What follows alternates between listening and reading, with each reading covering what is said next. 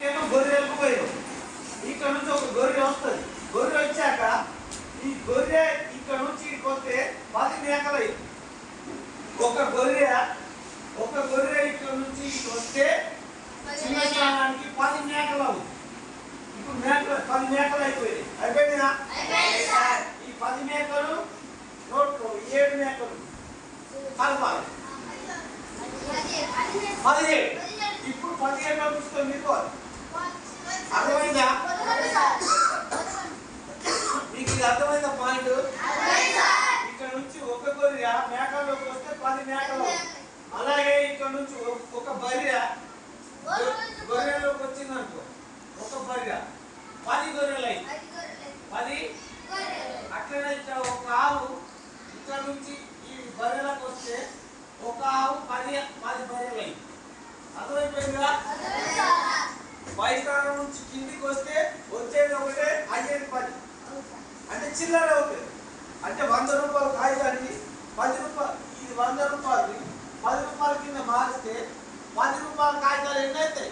10 అవుతాయి. అర్థమవుతుందా? 100 రూపాయలని 10 రూపాయల కాగితాలుగా చిల్లర చేస్తే 10 అవుతాయి. 10 పదులు. అందరి నాగతం లేదు, ఎటో పోయింది మైండ్. 10 పదులు అవుతాయి. ఇప్పుడు మనం ఇక్కడ ఒక లెక్క తీసుకుందాం.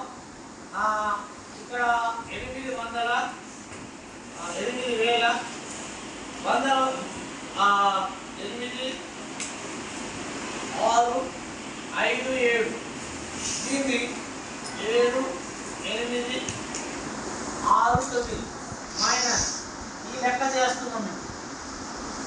ఇక్కడ మనం ఏది పెద్దది ఏది చిన్నదంటే ఇది 8,000 ఇది 7,000.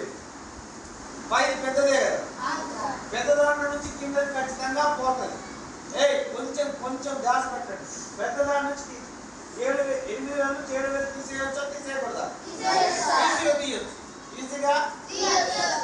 ఎందుకంటే ఇది ఒక 1000 ఎక్కువే. చిల్లరలో మనకు తేడా వస్తాయి. ఇప్పుడు 7 నుంచి 9 పోదు కాబట్టి ఒక గొర్రెనే అటు తీసిపోయింది. ఇప్పుడు ఇట్లా పెట్టుకోవాలి. అంటే ఒకటి పోయినట్టు పూర్తికి ఇట్లా పెడితే ఇక్కడ 4 ఉన్నట్టు. అంతేనా? ఒకటి పోయింది కదా. ఇప్పుడు 17 నుంచి 9 తీయాలి. దానికి ఏం చేయాలంటే 17లో ఎన్ని తీయాలా? 9 తీయాలా? ఎంత ఉంటుంది?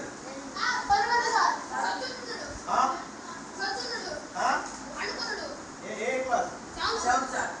ఎప్పుడు పడ్డావు? అన్నం రాలేదా? అన్నము తినలేదా?